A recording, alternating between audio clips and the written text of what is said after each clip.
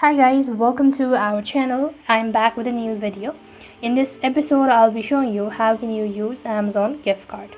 So it's a very simple procedure. You just need to follow a couple of these steps. First thing, you want to open your Amazon shopping app. Make sure that the application is completely up to date. As logged in, click the initials or the U icon from the bottom left hand side corner of your screen. While you're taken to this field, what you need to do is right on this page, you simply want to scroll down and go to your account section. So click on see all. So under Amazon Pay, you'll be able to find this option, add gift card to your balance. Click that out.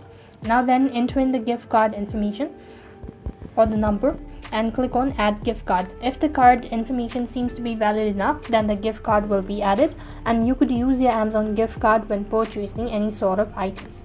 So this is how you will be able to use Amazon gift card. I hope the video was helpful. Make sure to like, share and subscribe. Thank you for watching. See you in the next video.